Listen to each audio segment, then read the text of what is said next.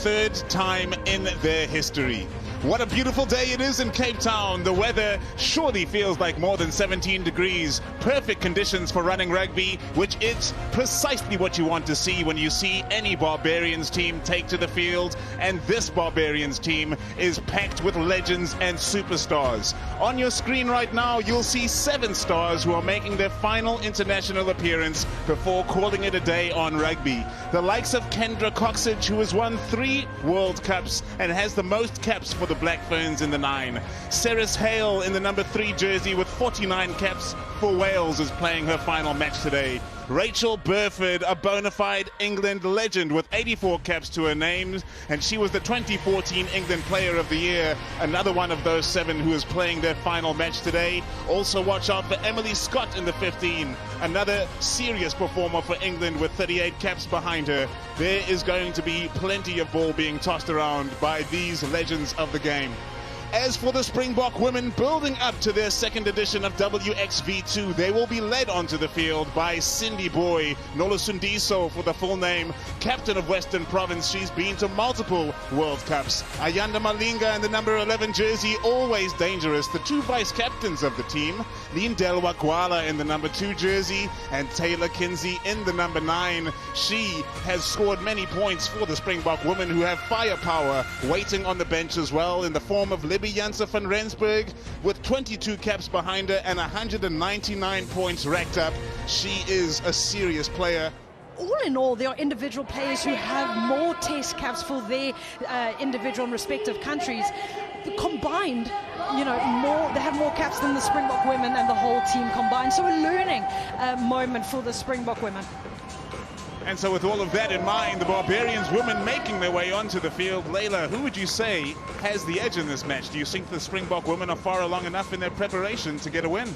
Well, I mean, for a side that have just gotten together 3 weeks ago, they are still very much in a forming phase and trying to understand each other and trying to find each other in the new style of rugby they are looking to play, finding their identity. I think it's going to be about backing yourselves, but also just having fun today and going out and expressing yourselves. As for the women in the green and gold, is there any player there that you want to single out? Any player that stands out to you? Well, I mean, Nadine Ruiz coming in on the 10 jersey has to be the standout. She's one of the standout players in all of women's rugby. It's a name that you know, it's a name on people's lips all over the place. So to be able to see what she can do in that 10 jersey in place of Libby Janse van Rensburg is going to be so good. I always thought that having her at 15, you lose her and you lose what she can bring to a game. So we're hoping to see some of that Ruiz magic on the gain line today.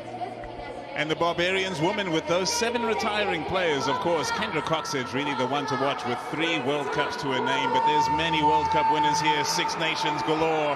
But now Nolusundiso Boy leads the Springbok women onto the DHL Stadium field for the very first time in their history.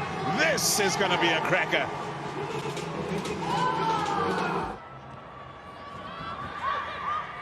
Shallow kickoff for the Springbok women, claimed well by the Barbarian women and cleared by Coxidge. Oh boy, what a start. Big hits from Asesa Hele along with Solonsi. Barbarian women undeterred, working a very narrow overlap here. The tackle affected by Eloise Webb. And now Coxidge will go over the top. Nadine Ruiz sharp to that opportunity. Fantastic hands from the book number 10.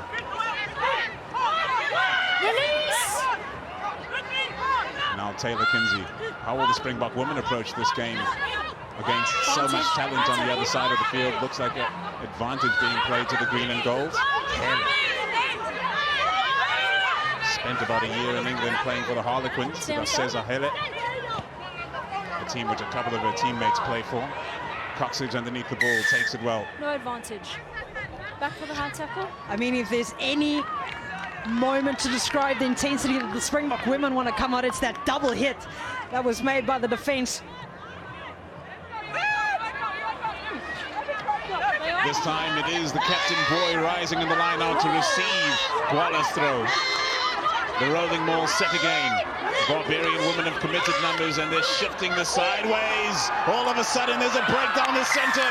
Is Gwala in? She is!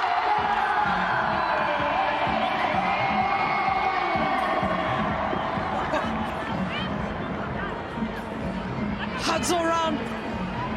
We love it when a plan comes together, and the Springbok women do it so effortlessly. Went with a 5-man line-out, did the Springbok women. Nolisa Boy is saying she's going to set it and put all the weight of it on her own shoulders. Gets a good initial shove. It looked like it was going towards the post and going laterally, and then the break-off comes. Sizopila Solonsi as well as Aseza Hele leading the charge, and Lindelo Agwala, when she sees a whitewash, she only knows one place to go. Yaki Salir finds touch. When she plays with confidence, she does it so well. Vino BC, the line-out caller, a little bit of playing in the air, jumping across again. Alicia Washington, the captain, giving away another penalty. So definitely not the way that they would have started. 4 penalties conceded already. Gwala feeds. They get one wrong, but Balwalacha makes it good. Driving for the line. Just before release. Short of the line, and she must be released. From the tackle of Marston Mulhern, they played blind for Vaina Ubisi. The second try for the Springbok women.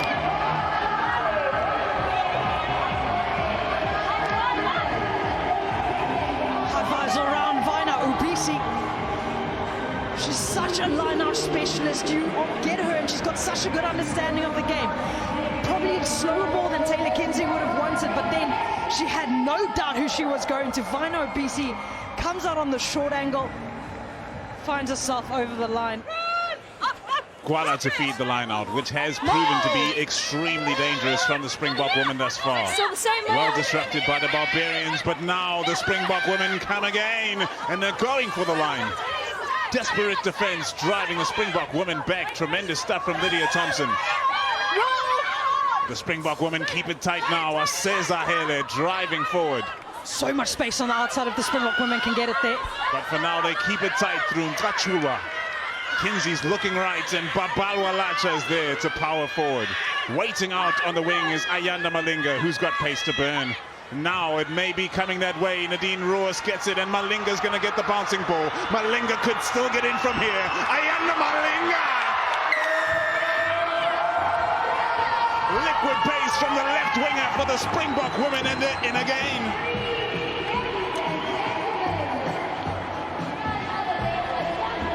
Slinga Malinga, she was screaming for that ball on the outside pace. Eloise Webb opting for the skip pass to go through behind Redolph.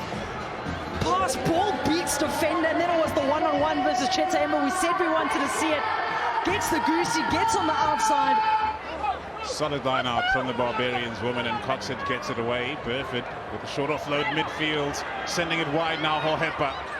Those passes to the outside just need to get there quicker, but Dolph has been shed now. Malinga comes across. Oh, what a try by Lydia Thompson. The Barbarian women have struck.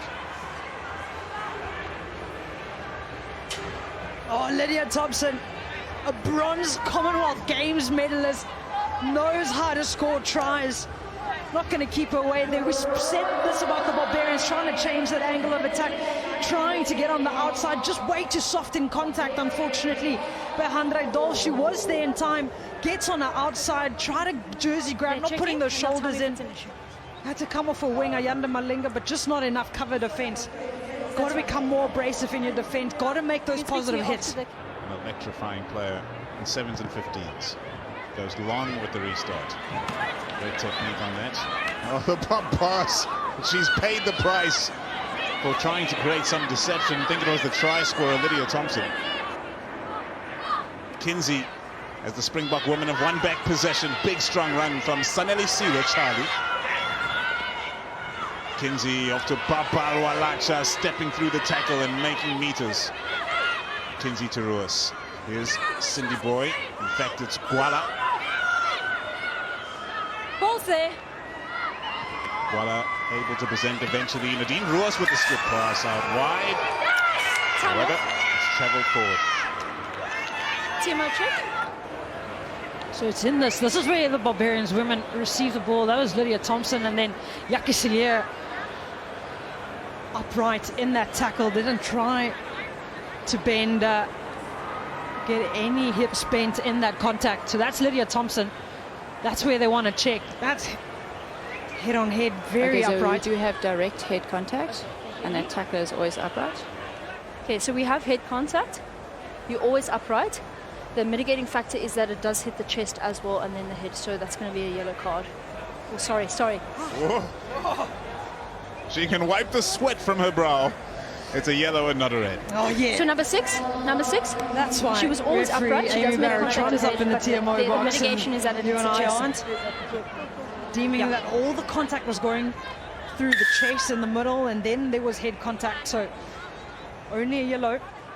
Kinsey to BC, who has been busy.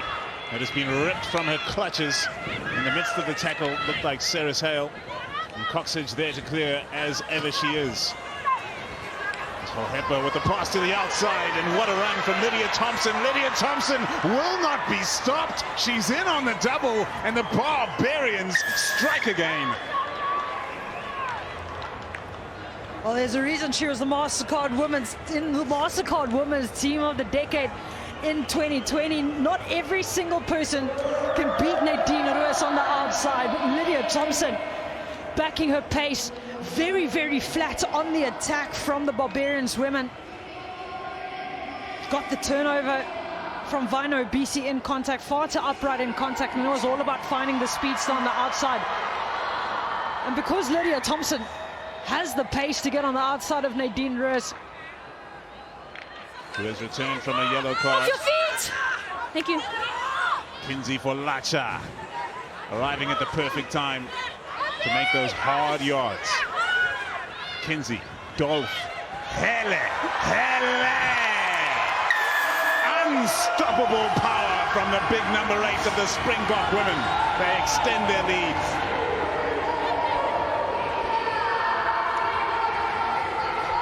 she was the Springbok Women's Player of the Year for a reason. I said to Hele, she's got many trailers, highlights of that run on the short line at pace.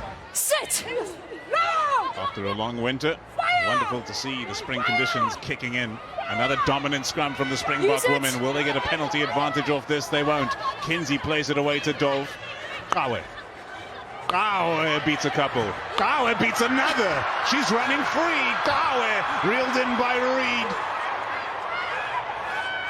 Kinsey plays it blind. The try's on. It's on for sure. Sinazo Kachua in for the Springbok women.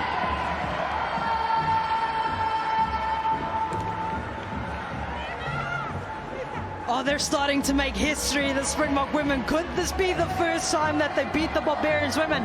Kumi Sakawe, the hardest runner in the Springbok women's side in that midfield. That's what you want from your 12. And then it was all about getting on the outside. Snara Mkachua beating Cheta Ember, getting over for the try for the Springbok women. Getting on the outside. Look at that. Brilliant work on the drift line. Cheta Ember's been beaten a couple times today. That time by a forward.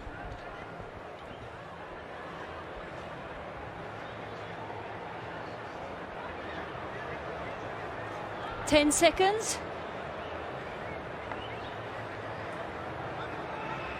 Yaki Salir with that immaculate form. Slides another one home. Another 2 points for the green and golds. 23 points between the sides. Kumi Sakawe adding a couple meters to her pod numbers for today. Keeping that momentum going. And that was all about quick ball. Was there, ever ready. Snazam Kachua, such a hard worker to get involved and stay involved in the action. And now adds her name to the score sheet. Reed going longer with the restart this time, after it fell just a touch short the last time around. Malinga has seen enough of the first half, and the South African women have seen plenty in these first 40 minutes, racking up 33 points and leaving 23 points between the teams at halftime. And bear in mind, they have never beaten the Barbarians women in 2 times of asking. Building up to that WXV2 tournament coming later this month, they are looking sharpish under their new management. And as we head into the halftime break, it is the Springbok women that lead by 33 points to 10 over the Barbarians women.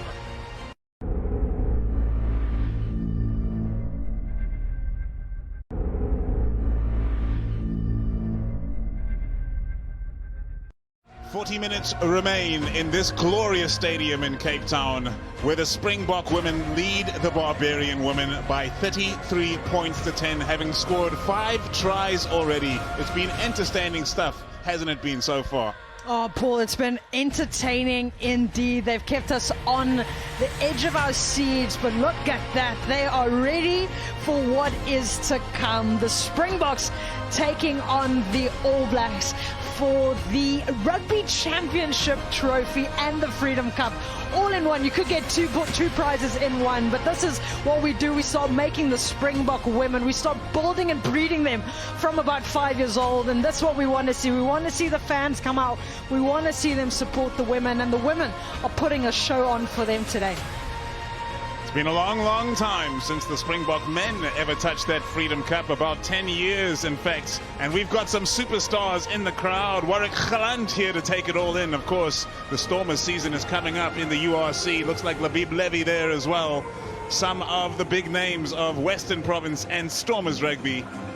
And they'll be looking forward to an outstanding match later on today. But taking on the Springbok women first and taking it in, of course, Western Province women's rugby is very strong. A number of representatives in this Springbok women's team. Yeah, Springbok women pretty much divided between the Blue Bulls Daisies, the Bulls Daisies as well as the Western Province women. But they really do have a good understanding of each other. They've really built a relationship in that side, wanting to play for each other and wanting to play an entertaining brand of rugby. We spoke about it, the change in management, so trying to find your identity, trying to find the way that you would want to play the rugby, also in that build-up for WXV2 at the end of the year. And they've really set a marker for the way that they want to play within the first 40 minutes of this game.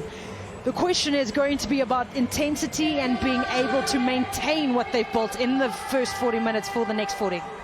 Of course, building towards WXV2, but building towards an even bigger prize, which is coming next year, the Women's Rugby World Cup in England. How do you think the Springbok women are looking so far? Oh, this is what you call your building phase. I think it's only going to get that much better. This is the platform that they're going to be looking to launch from.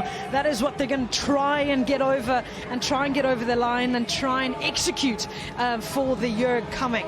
But, I mean, this is a moment, it is an occasion. They've never played at the DHL Stadium. So for them to be able to do this and be here in this moment, that is what it's all about.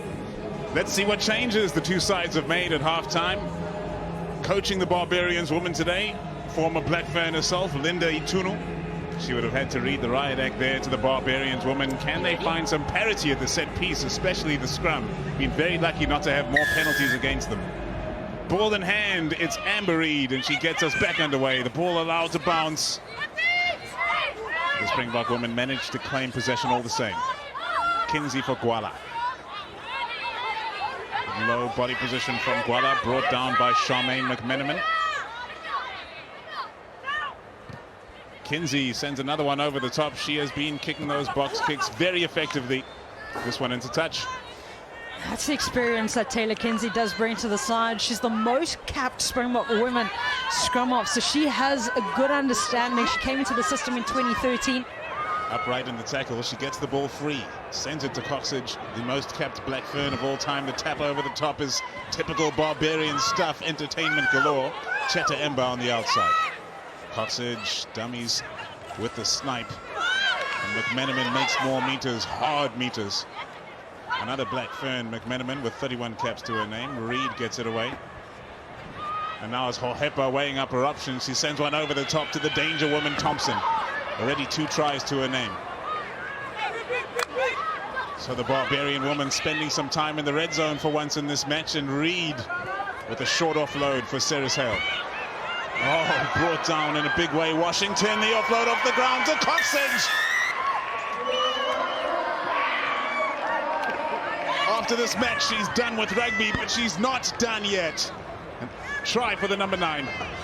Oh, she said in the week that for her it's going to be like riding a bike and trying to get back into it. She's a Rugby World Cup winner, most capped Black Ferns winner, World Rugby International Player of the Year, but it was all about the offloads galore. It was those one-on-one tackles that had to be made.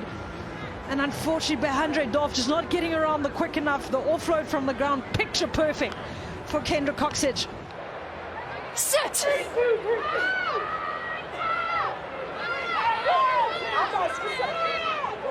Jacob sets it free for Nadine Roos, who hits Webb. Webb is looking for Kawe, but Webb almost broke through herself. Jacob so sharp to get to the ball. Roos sends it wide to Malinga. Now Malinga's going to ask the question, as she always does.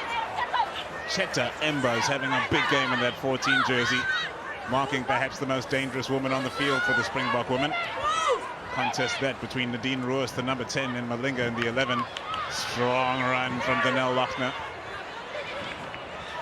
Great offload into the half gap for Klingolo.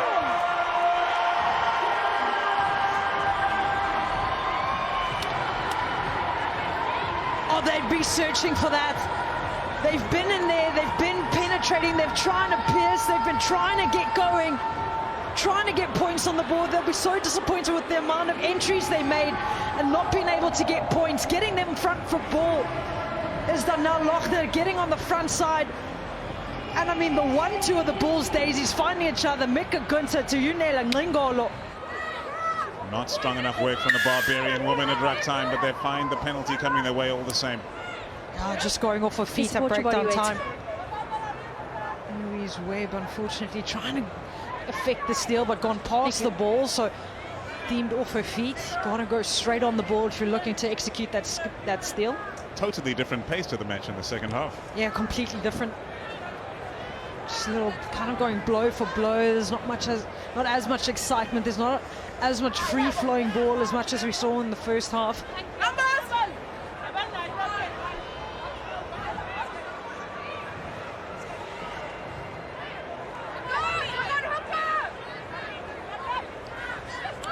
Merrick feeds the line out, rising to receive. Claire Malloy, the Irish woman, at the centre of the rolling maul, which the Barbarian woman will clear away from through Catherine Dane. Scott sending it to the back line. It's an error. Advantage knock. Picked up on by Eloise Webb. Nadine Roos, the space over the top for the chip. Hele is going to carry confidently into contact as always. Cheta Emba, they were getting into an arm wrestle, and Hele used her weight to drop to the ground. Kawe, always on the front foot. Jacobs, numbers to the left here for the Springbok women, but the numbers aren't needed. The only number you need to see is 10. 10 out of 10. Roos is in.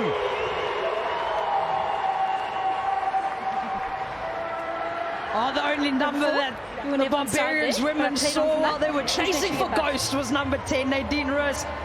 We said that you can't keep away from the try line very often, created the overlap, had the space on the outside, just way too tight. At breakdown time, the Barbarians women defense, and then it was all about finding that speedster. Nadine Roos playing on the gain line. The Barbarian woman will not stop trying. The jersey that they are wearing demands it.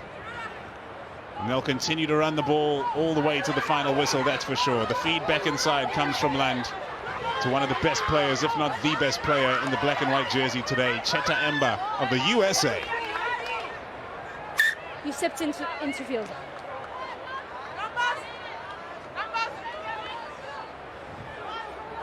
She stepped into field when she was passing.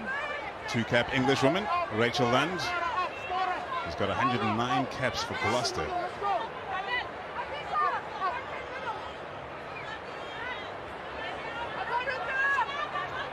Abby Merrick with no caps for Wales, one of the youngsters in the team. He's represented Wales at the under 18 and 26 nations, but just starting her career while so many women are ending it in this match. Steal from the Springbok women, they claim back possession and they will go again. Janse van Rensburg off to Nopeke. Jacobs firing away time and again. Janse van Rensburg to Mpupa, and now it's Eloise Webb taking it to the line. Malinga, what can she get done? She is a one-woman army. Malinga pile drives it down over the line, and the Springbok women are racking up the points. Yeah, sure. So with this one, you had one arm.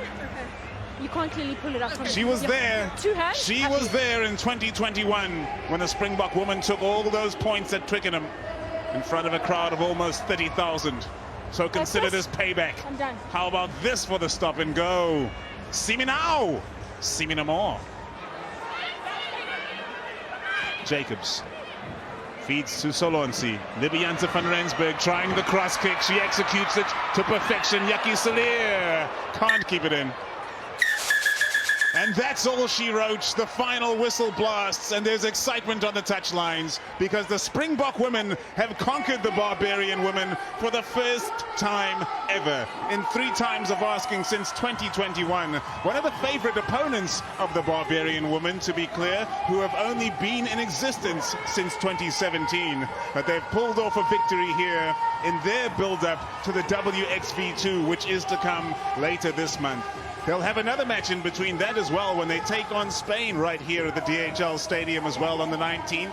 But for now, ahead of the massive match which is to come, this is a sweet, sweet victory with so many Springbok fans filtering into the stands. There is your final score, 9 tries to the Springbok women, who conquer the Barbarians 59 points to 17 in Cape Town.